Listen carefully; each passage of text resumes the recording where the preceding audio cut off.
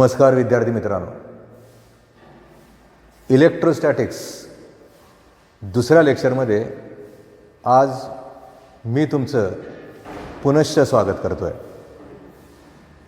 काल खरं तर आपण इलेक्ट्रोस्टॅटिक्सला सुरुवात केली. सुरुवात या अर्थानं केली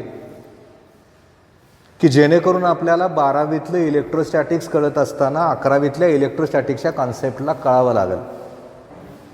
मी काल सांगितलं होतं तुम्हाला किंवा याच्या अगोदरच्या लेक्चरमध्ये सांगितलं होतं की हा जो टॉपिक आहे तो अंडरस्टँडिंग लेवलवरचा आहे. याच्यामध्ये असे काही कॉन्सेप्ट आहेत की ज्याचं प्रूफ आपण देऊ नाही शकत, पण ते समजून घ्यावं लागतं. काही ठिकाणी परीक्षार्थी व्हावं लागेल, काही ठिकाणी समजून घ्यावं लागेल, आणि हा टॉपिक आपला हळूहळू 11वीतनं 12वीत जाईल. काल चार्ज या कॉन्सेप्टवर आपण बरंच बोललो. बऱ्याच गोष्टी तुम्ही अभ्यासल्यात, बऱ्याच गोष्टी तुम्ही बघत गेला, अभ्यासत गेला, तुम्हाला ते कळत गेलं. कारण काल माझं पहिलं वाक्य होतं की electrostatics is the branch of physics which deals with the study of charges at rest. आणि गंमत अशी आहे की हा जो चार्ज आहे तो मला दाखवता येत नाही. ते सिद्ध करता येतं पण दाखवता नाही येत. त्यामुळे त्या असणाऱ्या चार्जला वेगवेगळ्या पद्धतीनं बघत असताना आज परत एकदा जे गणितासाठी लागतं, ज्याचा वापर आपल्याला यातल्या 12वीतल्या कॉन्सेप्टला करायच्या, अशी एक संकल्पना आहे. आणि ती जी संकल्पना आहे ती कुठली संकल्पना आहे? त्या संकल्पनेचं नाव आहे चार्ज डेन्सिटी. खरं तर 11वीचं पुस्तक बदललं गेलं आणि त्याच्यामध्ये चार्ज डेन्सिटी नावाची संकल्पना आली. काय आहे संकल्पना ती? मुळात खरं तर आपण त्या ठिकाणी तिथं असणारा तो जो चार्ज आहे त्या चार्जला जर समजा एखाद्या रॉडवर जर समजा युनिफॉर्मली डिस्ट्रीब्यूट केलं तर त्याची घनता कशी सांगायची? एखाद्या असणाऱ्या स्पिअरच्या सरफेसवर ठेवल्यानंतर त्याची घनता कशी सांगायची? किंवा एखाद्याला व्हॉल्यूम ओरिएंटेड जर त्या ठिकाणी तिथं असणाऱ्या त्या ऑब्जेक्टवर जर सेव्ह केलं तर त्याची डेन्सिटी कशी सांगायची? ही त्यातली महत्त्वाची संकल्पना. पहिल्यांदा विचार आपण असं करूयात, याच्यामध्ये असणारा जो पहिला कॉन्सेप्ट आहे तो म्हणजे लिनियर चार्ज डेन्सिटी. म्हणजे आपल्याला त्या ठिकाणी तिथं असणारी ती जी संकल्पना आहे ती लिनियर चार्ज डेन्सिटी ओरिएंटेड सांगायचं आहे. आणि त्याला सिम्बॉल वापरतात लॅम्बडा. माहिती आहे तुम्हाला? मुळात मी जर समजा त्या ठिकाणी तिथं असणारा तो जो रॉड आहे तो या पद्धतीनं घेतला, याची जर समजा त्या ठिकाणी तिथं असणारी ती जी लांबी आहे ती एल एवढ्या अमाऊंटची आहे, तिथं असणारा तो जो रॉड आहे त्या रॉडवर जर समजा मी क्यू एवढ्या अमाऊंटचा चार्ज डिपॉझिट केला आणि मी लॅम्बडा इज इक्वल टू लिहायचं ठरवलं तर त्या ठिकाणी येतं क्यू बाय एल. याचा अर्थ असा झाला, चार्ज पर युनिट लेंथ जर आपण तिथं केलं तर त्याला म्हणतात लिनियर चार्ज डेन्सिटी. मग थोडं त्यातलं सीईटी बघूत ना आपण. चार्ज एकक कुलोम झालं, लेंथ मीटर झालं, त्यामुळे त्या ठिकाणी तिथं असणारं त्याचं जे युनिट आहे ते कुलोम पर मीटर होईल. डायमेन्शन तुम्हाला काढता येतील, यू कॅन, तुम्ही ट्राय करू शकता.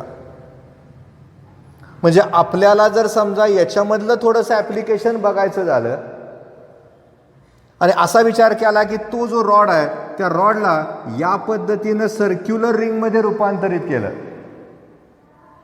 त्या ठिकाणी तिथं असणारा तो जो रॉड आहे त्याला जर या पद्धतीनं सर्क्युलर रिंगमध्ये रूपांतरित केलं, जर समजा तिथं असणारी ती जी रिंग आहे त्या रिंगची रॅडियस आर एवढ्या अमाऊंटची आहे, क्यू एवढा चार्ज त्याच्यावर जर डिपॉझिट केला आणि आता मला जर समजा त्या ठिकाणी लॅम्बडा इज इक्वल टू लिहायचं झालं तर कसं लिहावं लागेल? तुम्ही थोडासा विचार कराल. अरे सर्क्युलर रिंग आहे, आर एवढी रॅडियस आहे, याच्या परिघावर त्या ठिकाणी तिथं असणारा तो चार्ज डिपॉझिट झाला, याचा अर्थ असा झाला क्यू अपॉन 2 पाय आर आलं. बऱ्याच वेळा तुम्हाला त्या ठिकाणी तिथं असणारी ती जी किंमत आहे ती जर चार्ज डेन्सिटीमध्ये दिलेली असेल क्यूचं उत्तर काढायचं झालं तर या फॉर्म्युलाचा वापर करून आपण तिथं असणारं ते जे उत्तर आहे ते उत्तर नक्की काढू शकतो. मग आपण विचार करूया त्याच्यामध्ये असणाऱ्या दुसऱ्या संकल्पनेचा. दुसरी संकल्पना याच्यामधली काय आहे, मी जर समजा त्या ठिकाणी तिथं असणारी ती charge density, surface charge density या नावानं जर मी रिप्रेझेंट केली, त्याला सिम्बॉल जर सिग्मा वापरला, आणि आता तुम्हाला विचारलं की सांग बाबा सिग्मा इज इक्वल टू काय, तुम्ही म्हणणार सर याच्याशी तुलना केली तर सरळच आहे, sigma is equal to q upon ds किंवा area. Charge per unit surface area is called as surface charge density. एकक तयार झालं की तिथं चार्ज आहे, एकक कुलोम, एरिया आहे एकक मीटर स्क्वेअर. याचा अर्थ कुलोम पर मीटर स्क्वेअर जर घेतलं तर त्याला आपण सिग्मा म्हणू शकतो. हे नक्की कळता येतं आपल्याला. पण पुन्हा आपण असा विचार केला की माझ्याकडे जर समजा त्या ठिकाणी तिथं असणारा तो स्पियर आहे आणि या स्पियरवर जर समजा या पद्धतीनं तिथं असणारे ते चार्जेस डिपॉझिट केलेत, रेडियस आर आहे आणि मला सिग्माचा फॉर्म्युला आहे स्पियरसाठी सांगायचा आहे, सरळच आहे ना, क्यू अपॉन एरिया. याच्या असणाऱ्या पृष्ठभागाचं क्षेत्रफळ काढताना 100% तुम्हाला माहिती असावं लागतं की त्या ठिकाणी तो जो फॉर्म्युला आहे तो आला sigma is equal to q upon 4πr². जर तो स्पियर असेल, स्पियरच्या सरफेसचा विचार केला, त्या सरफेसच्या जर क्षेत्रफळाचा विचार केला तर त्याचा जो फॉर्म्युला आहे तो असतो 4πr². म्हणजे सिग्माची किंमत झाली माझी क्यू अपॉन 4πr². मला आता याच्यामध्ये तिसरा कॉन्सेप्ट बघायचा आहे. तो बघत असताना मला विचार करावा लागेल व्हॉल्यूम चार्ज डेन्सिटीचा, आणि याचा विचार इथं केला जात असताना याला सिग्मा वापरतात. तो जो सिम्बॉल आहे तो रो आहे, त्याला सिग्मा याला रो. याचा अर्थ असा झाला रो इज इक्वल टू मी केलं तर क्यू अपॉन व्ही आलं. व्ही म्हणजे व्हॉल्यूम झालं. म्हणजे charge per unit volume is called as volume charge density. हे नक्की आपल्याला माहिती असावं लागतं. परत एकदा याचं एकक आपण तयार करू शकतो. चार्ज आहे कुलोम, व्हॉल्यूम आहे मीटर क्यूब. कुलोम पर मीटर क्यूब हे व्हॉल्यूम चार्ज डेन्सिटीचं एकक असेल. याला पण ॲप्लिकेशन लेवलवर रूपांतरित करता येईल. तसं केलं जात असताना परत एकदा विचार करूयात की हा एक स्पियर आहे, स्पियरची रॅडियस आर आहे आणि याच्यावर क्यू एवढ्या अमाऊंटच्या चार्जला आपण डिपॉझिट केलं आहे. जर समजा आपण तसं तिथं केलं असेल आणि त्याच्यासाठी आपल्याला फॉर्म्युला लिहायचा झाला तर sigma is equal to q upon sphere आहे, स्पियरचा व्हॉल्यूम फॉर्म्युला. लगेच तुम्ही म्हणणार ना सर काय त्यात अवघड आहे देवा, 4/3πr³. म्हणजे आपल्याला त्या ठिकाणी तिथं असणाऱ्या सरफेस चार्ज डेन्सिटीला 12वीतल्या CET-साठी 12वीतल्या रेग्युलरसाठी नक्की वापरावं लागतं. त्यामुळे मुद्दामून आपण पहिला जो भाग आहे त्याला रिवाइज करतोय, त्याला आपण रिपीट करतोय. जे गरजेचं आहे, ज्याच्याशिवाय मी 12वीतले इलेक्ट्रोस्टॅटिक्स शिकूच शकत नाही, अशा ह्या संकल्पना आहेत. त्यामुळे व्हॉल्यूम चार्ज डेन्सिटीचा विचार करताना मला नक्की विचार करावा लागेल रोचा. रो म्हणजे क्यू अपॉन 4/3πr³. हे सगळं खरं तर आपण चार्ज ओरिएंटेड बघत चाललो. पण बऱ्याच वेळा काय होतं या टॉपिकमध्ये आपल्याला जसं चार्ज डेन्सिटीच्या करस्पॉन्डिंग बघावं लागतं किंवा चार्ज ओरिएंटेड बघावं लागतं, तसं आपल्याला याच्यामध्ये एक वेगळी संकल्पना आहे आणि त्या संकल्पनेला जास्तीचं बघावं लागतं, जास्त वेळा वाचावं लागतं, ते समजून घ्यावं लागतं. आणि ती जी संकल्पना आहे, तो जो कॉन्सेप्ट आहे, तो कॉन्सेप्ट आहे इलेक्ट्रिक फील्डचा. कारण काय होतं या टॉपिकमध्ये आपल्याला इलेक्ट्रिक फील्ड ओरिएंटेड अनेक गोष्टी येणार आहेत. त्यामुळे मला आत्ता जर समजा त्या ठिकाणी विचार करायचा झाला आणि तो विचार करत असताना मी जर समजा इलेक्ट्रिक फील्डचा विचार करायचं ठरवलं तर त्या ठिकाणी मला त्या असणाऱ्या इलेक्ट्रिक फील्डच्या करस्पॉन्डिंग बऱ्याच गोष्टींची उत्तरं सांगावं लागतील. काय असतं इलेक्ट्रिक फील्ड? फील्ड म्हणजे खरं तर क्षेत्र झालं. कल्पना करा, या ठिकाणी मी एक हा चार्ज ठेवलाय. हा चार्ज काय करेल? त्याचं स्वतःचं एक वेगळं अस्तित्व सिद्ध करेल. तो स्वतःच्या भोवती एक प्रकारचं क्षेत्र तयार करेल. काल्पनिक आहे पण ते तयार करेल. पण त्यानं ते तयार केलंय का हे जर चेक करायचं झालं तर मला याच्यामध्ये एखादा अजून टेस्ट चार्ज ठेवावा लागेल.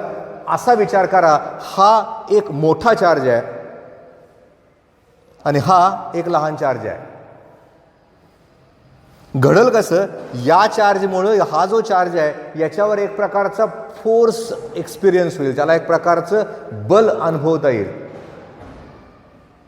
आणि अशा ठिकाणी तिथं असणारा तो जो चार्ज आहे तो चार्ज किती प्रमाणात फोर्स त्या ठिकाणी एक्सपिरियन्स करतो, त्याचा अनुभव त्या ठिकाणी मिळतो, त्याच्यावर त्या ठिकाणी तिथं असणाऱ्या त्या क्षेत्राची ताकद अवलंबून असेल. पहिल्यांदा आपण विचार करूयात इलेक्ट्रिक फील्डचा. काय असतं electric field? An imaginary region around any charge when another charge is brought into that region experience a force. एक काल्पनिक क्षेत्र आहे ज्याच्यामध्ये दुसरा एखादा चार्ज आणल्यानंतर जर समजा त्या ठिकाणी तिथं असणारा तो जो चार्ज आहे त्याच्यावर एक प्रकारचा फोर्स एक्सपिरियन्स होत असेल, त्याचा त्याला अनुभव मिळत असेल, तर त्या ठिकाणी तिथं असणारं ते जे काल्पनिक क्षेत्रफळ आहे त्याला म्हणतात इलेक्ट्रिक फील्ड. मी समजा एखाद्या ठिकाणी बोलतोय, माझा आवाज सगळीकडे जातोय, माझ्या आवाजाची तीव्रता मला चेक करायची झाली तर मला तिथं दुसऱ्या कुणाला तर आणून बसवावं लागेल आणि त्याला विचारावं लागेल, अरे माझा आवाज तुला ऐकायला येतोय का?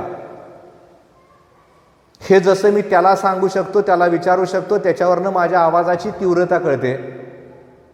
तसंच आहे, हा एक चार्ज आहे, तो स्वतःच्या भोवती एक प्रकारचं क्षेत्र तयार करेल, एक फील्ड तयार करेल. त्यामुळे आपण ज्यावेळेस त्या ठिकाणी तिथं असणाऱ्या त्या चार्जचा विचार करतो, चार्जचा विचार करताना असणाऱ्या काल्पनिक क्षेत्रफळाचा विचार करतो, तसा तो विचार तिथं केला जात असताना परत एकदा वाक्य लक्षात ठेवा. An imaginary region around any charge when another charge is brought into that region experience a force is called as electric field. आता कसं होणार आहे? हा चार्ज मी कुठं ठेवलाय त्या ठिकाणी तिथं असणारा तो जो फोर्स आहे तो त्याच्यावर अवलंबून असेल. तसं जर त्या ठिकाणी तिथं असणारा तो जो फोर्स आहे तो त्याच्यावर जर अवलंबून असेल तर नक्की मला विचार करावा लागेल की जर समजा तसा तो जो फोर्स आहे तो चार्जवर जर किती प्रमाणात अवलंबून असेल हे जर मला ठरवायचं झालं तर मला अजून एका फिजिकल क्वांटिटीचा विचार करावा लागतो. आणि ती जी फिजिकल क्वांटिटी आहे ती कुठली फिजिकल क्वांटिटी आहे त्याला म्हणतात इलेक्ट्रिक इंटेन्सिटी. सगळ्यात महत्त्वाचे आहे खरं तर. याला रिप्रेझेंट करताना कॅपिटल इन करतात आणि ती एक वेक्टर फिजिकल क्वांटिटी आहे.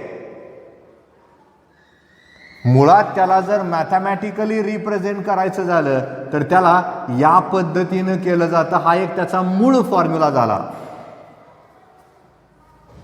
Electric intensity at any point in an electric field is defined as force acting on unit positive charge placed at that point. हे वाक्य का सांगतोय मी? भविष्यात समजा CET मध्ये तुम्हाला असं विचारलं, the force acting on unit positive charge is called as, आणि पुढे जर समजा 4 ऑप्शन दिले तर इलेक्ट्रिक इंटेन्सिटीचा विचार करावा लागेल. कारण पहिल्यांदाच आपल्याला 12वी मध्ये उडी मारत असताना, 12वीतला अभ्यास करत असताना इलेक्ट्रिक इंटेन्सिटी ओरिएंटेड बोलायचं आहे. तीव्रता झाली असणाऱ्या इलेक्ट्रिक फील्डची झाली. म्हणजे strength of electric field is represented by the physical quantity called as electric intensity. E is equal to F upon q zero झालं. याचा अर्थ त्या ठिकाणी एक प्रकारचं एकक तयार झालं. नक्कीच तुम्ही मला सांगाल न्यूटन पर कुलोम, फोर्सचं एकक न्यूटन आहे, चार्जचे एकक कुलोम आहे, त्यामुळे त्याचं एकक झालं न्यूटन पर कुलोम.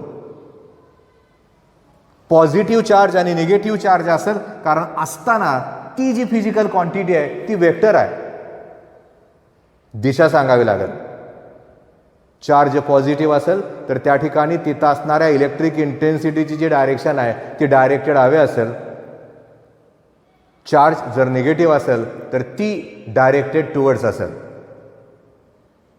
मला त्याला जनरल करून सांगायचं झालं तर E is equal to 1/4πε0 Q upon r².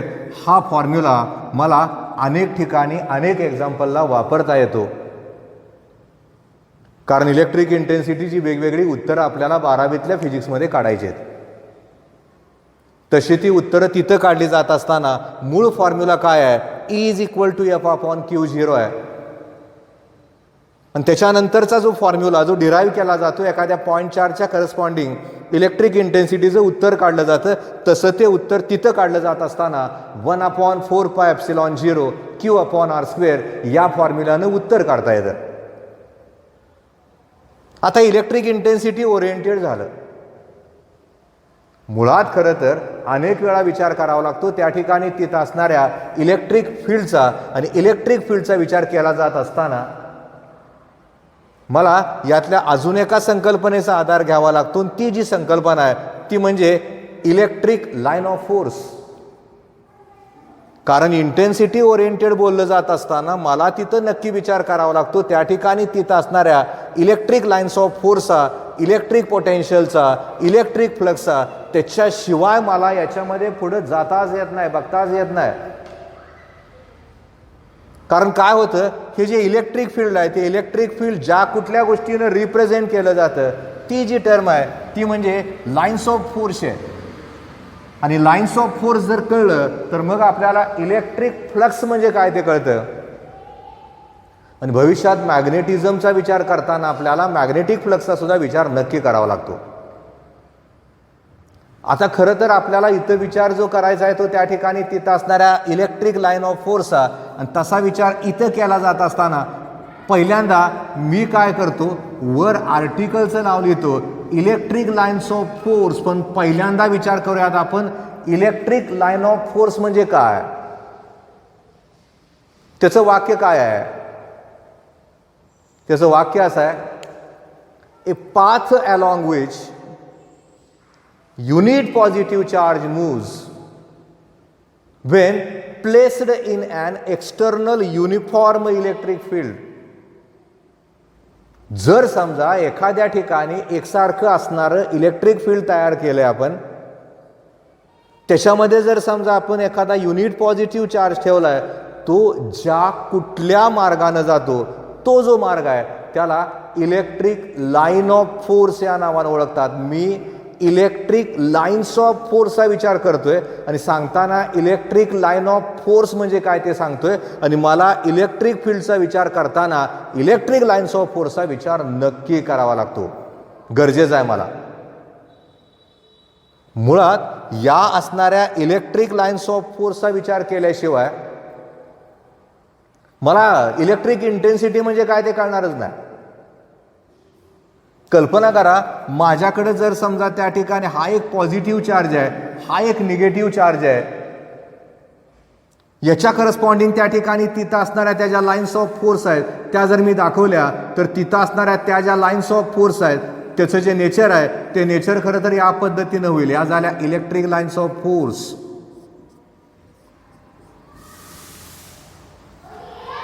Magnetic lines of force आणि इलेक्ट्रिक लाईन्स ऑफ फोर्समध्ये फरक राहतो बऱ्याच ठिकाणी, बऱ्याच वेळा, बऱ्याच पद्धतीनं.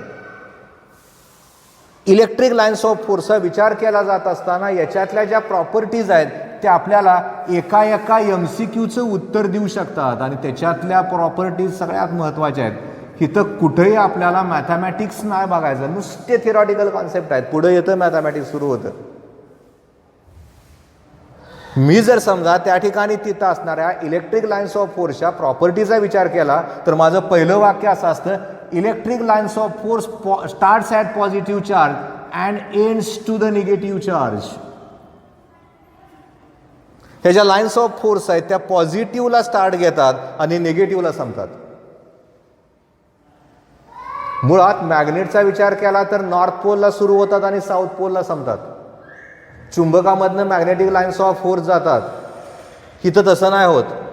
दोघातला फरक नक्की लक्षात ठेवा. मॅग्नेटिक डायपोलमध्ये आपल्याला त्या ठिकाणी तिथं असणाऱ्या त्या दोन पोलला वेगळं नाही करता येत. इलेक्ट्रिक डायपोलला आपण वेगळं करू शकतो. इलेक्ट्रिक डायपोल म्हणजे काय ते आपण बघणारच आहे, बघावं लागेल आपल्याला.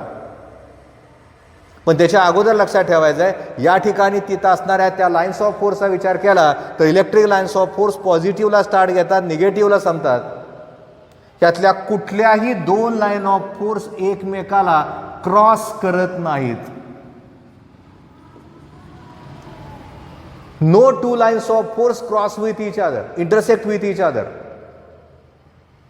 त्यातल्या कुठल्या दोन लाईन ऑफ फोर्स एकमेकाला क्रॉस का करत नाहीत याचं उत्तर जर सांगायचं झालं तर याच्यामध्ये दुसरी एक संकल्पना आहे आणि ती जी संकल्पना आहे ती म्हणजे लॅटरल प्रेशर. या ज्या इलेक्ट्रिक लाईन्स ऑफ फोर्स आहेत त्या एकमेकावर लॅटरल प्रेशर ओरिएंटेड किंवा प्रेशर एक्झर्ट करतात. त्यामुळे त्या एकमेकाला इंटरसेक्ट होऊच शकत नाहीत, त्या एकमेकाला घासून पण जात नाहीत. त्या प्रकारचं अंतर राहतं. हिथं जसं मी दाखवलं त्या पद्धतीनं त्या ठिकाणी तिथं असणाऱ्या त्या लाईन्स ऑफ फोर्स असू शकतात. त्या लॅटरल प्रेशर एक्झर्ट करतात. पण हे सगळे एक्झर्ट करत असताना याच्यामध्ये मुळात आपल्याला इलेक्ट्रिक इंटेन्सिटी ओरिएंटेड बोलावं लागतंय. तसं ते बोललं जात असताना एखादी जर स्पर्शिका आपण या ठिकाणी इथं काढली तर त्या ठिकाणी तिथं असणारी ती जी स्पर्शिका आहे ती स्पर्शिका आपल्याला इलेक्ट्रिक इंटेन्सिटीची डायरेक्शन देते. A tangent drawn to any line of force gives the direction of an electric intensity at that point. एखाद्या असणाऱ्या लाईन ऑफ फोर्सला जर आपण स्पर्शिका काढली तर ती जी स्पर्शिका आहे ती स्पर्शिका इलेक्ट्रिक इंटेन्सिटीची डायरेक्शन देते. मुळात त्या ठिकाणी तिथं असणारी ती तीव्रता जास्त कधी म्हणजे इलेक्ट्रिक इंटेन्सिटीचा विचार जर केला तर ती जादा कधी हे सांगत असताना एक वाक्य नक्की लक्षात ठेवा. Electric intensity is more where lines of force are crowded. जिथं या बलरेषा गर्दी करतात त्या ठिकाणी इलेक्ट्रिक इंटेन्सिटीची तीव्रता जास्तीची असते. बर, मी जर समजा त्या ठिकाणी तिथं असणाऱ्या त्या कंडक्टरचा विचार केला किंवा त्या ठिकाणी तिथं असणाऱ्या इन्सुलेटरचा विचार केला तर या ज्या लाईन्स ऑफ फोर्स आहेत त्या कुठं जातात, कुठून जातात, कशा जातात. मुळात इथं जर आपण नीट बघितलं तर आपण नक्की सांगू शकतो electric lines of force cannot pass through the conductor. सगळ्यात महत्वाचं वाक्य आहे. कंडक्टरमधनं इलेक्ट्रिक लाईन्स ऑफ फोर्स जाऊ शकत नाहीत कारण कंडक्टरमध्ये फ्री इलेक्ट्रॉन्स असतात. जर समजा आपण त्या ठिकाणी तिथं असणाऱ्या इन्सुलेटरचा विचार केला तर नक्की सांगू शकतो electric lines of force can pass through the insulator. कंडक्टरमधनं जात नाहीत, इन्सुलेटरमधनं जातात कारण इन्सुलेटरमध्ये त्या ठिकाणी तिथं असणारे ते जे इलेक्ट्रॉन्स आहेत ते फ्री नसतात. आणि मी जर समजा त्या ठिकाणी तिथं असणाऱ्या सरफेसचा विचार केला तर नक्की मला सांगता येतं electric lines of force are always perpendicular to the surface. असणाऱ्या सरफेसला इलेक्ट्रिक लाईन्स ऑफ फोर्स या नेहमी परपेंडिक्युलर असतात. मी जर त्या ठिकाणी तिथं असणारं ते युनिफॉर्म इलेक्ट्रिक फील्ड घेतलं किंवा त्या ठिकाणी तिथं असणारं ते जे फील्ड आहे ते जर माझं नॉन युनिफॉर्म असेल तर त्या लाईन्स ऑफ फोर्स कशा असतात ते पण महत्वाचं आहे. युनिफॉर्मचा विचार केला तर त्या ठिकाणी तिथं असणाऱ्या त्या लाईन्स ऑफ फोर्स एकमेकाला पॅरलल असतात. त्याच्यामधलं अंतर सारखं असतं. मी जर नॉन युनिफॉर्मचा विचार केला तर त्या ठिकाणी तिथं असणाऱ्या त्या ज्या लाईन्स ऑफ फोर्स आहेत त्या कर्व्ड नेचरच्या असतात. हे सगळं खरं तर आपल्याला एका मल्टिपल चॉईस क्वेश्चनचं उत्तर देत जातात. त्या कॉन्सेप्ट फार महत्त्वाच्या कॉन्सेप्ट आहेत त्या. युनिफॉर्ममध्ये काय होतं, नॉन युनिफॉर्ममध्ये काय होतं हे सगळ्यात महत्त्वाचं आहे. बरं, हे सगळं आपल्याला या पद्धतीनं मान्य करावं लागतं. प्रत्येक लाईन ऑफ फोर्सचा विचार जर केला तर त्याची एक टेंडन्सी असते. कुठली टेंडन्सी आहे? Contract in length. स्वतःची लांबी कमी करायचा प्रयत्न त्या ठिकाणी तिथं असणारी ती प्रत्येक लाईन ऑफ फोर्स करते. हाही यात भाग महत्वाचा. आपण जर कुठलंही एखादं सीईटीचं, नीटचं, जेईचं जर समजा पुस्तक उघडलं तर त्याच्यामध्ये इलेक्ट्रिक लाईन्स ऑफ फोर्स दाखवलेले असतात. अनेक वेळा त्या ठिकाणी तिथं असणाऱ्या त्या लाईन्स ऑफ फोर्स आहेत ते आपल्याला कन्फ्यूज करतात. कशा कन्फ्यूज करतात ते पण आपण बघूयात. मी जर समजा आता या ठिकाणी इथं असणाऱ्या लाईन्स ऑफ फोर्स वेगवेगळं नेचर दाखवायचं ठरवलं तर ते कसं असू शकतं ते पण नीट बघा. तुमच्या लक्षात येईल की त्या ठिकाणी तिथं असणाऱ्या त्या ज्या लाईन्स ऑफ फोर्स आहेत त्या आपल्याला जर मल्टिपल चॉईस क्वेश्चनमध्ये विचारल्या तर त्या ठिकाणी त्या कुठल्या लाईन्स ऑफ फोर्स कुठल्या असणाऱ्या चार्जेस आहेत त्या नक्की कळू शकतं आपल्याला. पहिल्यांदा लक्षात ठेवा, पॉझिटिव्ह निगेटिव्ह आहे. इलेक्ट्रिक डायपोल आहे, त्याच्या लाईन्स ऑफ फोर्स या पद्धतीने असतील. पण जर समजा माझ्याकडे त्या ठिकाणी दोन्हीच्या दोन्ही चार्जेस जर पॉझिटिव्ह आहे तर त्या एकमेकाला दूर जायचा प्रयत्न करतील. त्या दूर जात असताना त्याचं जे नेचर आहे ते नेचर मी आत्ता फळ्यावर दाखवलंय तसं असू शकतं. ते नक्की लक्षात ठेवा.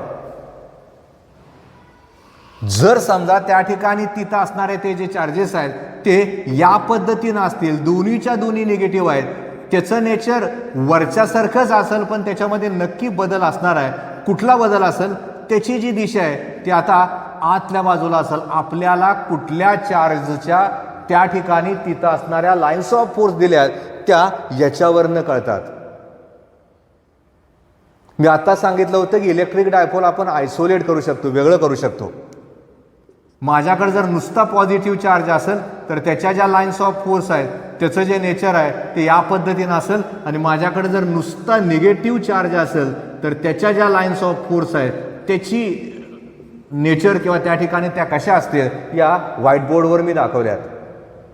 म्हणजे आपल्याला नुसत्या इलेक्ट्रिक लाईन्स ऑफ फोर्सचा विचार करताना नक्की या कॉन्सेप्टचा विचार करावा लागेल. याच्याशिवाय आपण ते पुढे बघूच शकत नाही.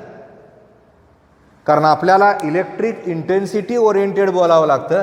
इलेक्ट्रिक फील्डची स्ट्रेंथ सांगताना इलेक्ट्रिक इंटेन्सिटी सांगतात ती व्हेक्टर क्वांटिटी आहे. पण समजा आपल्याला प्रश्न वेगळाच विचारला, तो कसा विचारला?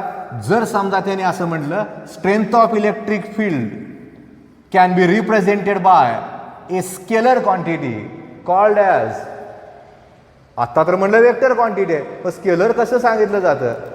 त्यासाठी ज्या कुठल्या फिजिकल क्वांटिटीचा विचार करतात ती जी फिजिकल क्वांटिटी आहे ती आहे इलेक्ट्रिक पोटेन्शियल, ज्याला व्ही ने रिप्रेझेंट करतात. त्याचा जो फॉर्म्युला आहे तो खरं तर V is equal to W/Q0 आहे. इंटेन्सिटी आणि पोटेन्शियल मधला फरक नक्की लक्षात ठेवा. दोन्हीच्या दोन्ही फिजिकल क्वांटिटी आपल्याला स्ट्रेंथ सांगतात. एक स्केलर आहे, एक वेक्टर आहे. ही स्केलर आहे, इंटेन्सिटी वेक्टर आहे. Amount of work done to bring unit positive charge from infinity to the given point against the direction of an electric intensity is called as electric potential, असं आपलं वाक्य असतं. मी जर समजा त्या ठिकाणी त्याचा एक बेसिक फॉर्म्युला करायचं ठरवलं तर 1/4πε0 Q/R तुमच्या नक्की लक्षात येईल. इलेक्ट्रिक इंटेन्सिटीचा विचार करताना असणाऱ्या डिस्टन्सच्या वर्गाला इलेक्ट्रिक इंटेन्सिटी इन्व्हर्सली प्रपोर्शनल आहे आणि पोटेन्शियलचा विचार करताना डिस्टन्सला इन्व्हर्सली प्रपोर्शनल आहे. मुळात कधी कधी काय होतं, याचं एकक तयार करताना कधी कधी V is equal to E/D चा वापर करतात, E is equal to V/D चा वापर केला जातो. हा कुठे येतो फॉर्म्युला? मुळात मी आता मुद्दामून यासाठी दिला, दोन प्लेट्स आहेत, त्याच्यावर चार्जेस डिपॉझिट केलेत, त्याच्यातली इंटेन्सिटी E आहे, त्याच्यामधलं डिस्टन्स D आहे. V is equal to E into D झालं, E is equal to V/D झालं.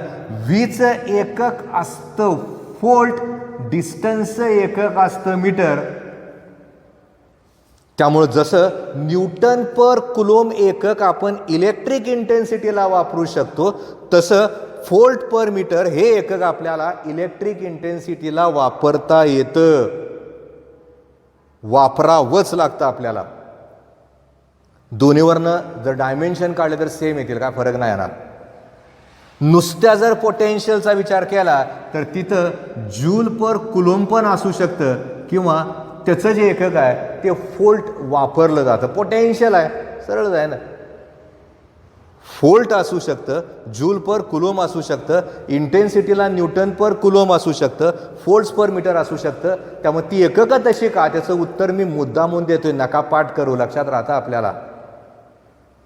म्हणजे मला 11वीचा विचार केला तर ह्याच्यामधलं वाक्य महत्वाचं आहे. Amount of work done to bring unit positive charge from infinity to the given point against the direction of an electric intensity is called as electric potential. हे वाक्य झालं, मी व्याख्या म्हणून सांगत नाही देव.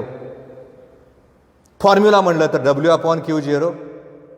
एक्सप्रेशनवरनं उत्तर जर बेसिक काढलं एखाद्या पॉईंट चार्जचं तर V is equal to 1/4πε0 Q/R. त्याची अजून काय उत्तर आपण काढली तर 11वी ती वेगळी आहेत. इलेक्ट्रिक डायपोलचं पोटेन्शियल वगैरे काढले आपण, पण बेसिक सांगतोय मी तुम्हाला की ज्याचा वापर आपल्याला करावा लागतो. आणि तसा तो विचार इथं केला जात असताना जर समजा 1/4πε0 Q/R असेल तर ते इलेक्ट्रिक पोटेन्शियल झालं, आणि 1/4πε0 Q/R² झालं तर इलेक्ट्रिक इंटेन्सिटी झाली. दोघात साम्य काय, दोन्हीच्या दोन्ही फिजिकल क्वांटिटी आपल्याला एखाद्या असणाऱ्या इलेक्ट्रिक फील्डची स्ट्रेंथ सांगतात. इथं जर आपण बघितलं तर युनिव्हर्सली आरला प्रपोर्शनल आहे, इथं जर बघितलं तर युनिव्हर्सली R² प्रपोर्शनल आहे. मग एखादा म्हणला की सर इलेक्ट्रिक इंटेन्सिटी आणि पोटेन्शियल मधलं काय रिलेशन आहे का, आहे ना, नक्कीच आहे ते. आणि तो विचार जर आपण इथं करायचं ठरवलं तर तिथं असणारं ते रिलेशन आपल्याला या पद्धतीनं सांगता येईल. आणि तसं ते रिलेशन इथं सांगितलं जात असताना मुळात ते जे रिलेशन आहे ते म्हणजे E is equal to -dV/dr. विचारलं एकदा CETला. Electric intensity is equal to negative potential gradient असतं, हे नक्की लक्षात ठेवा.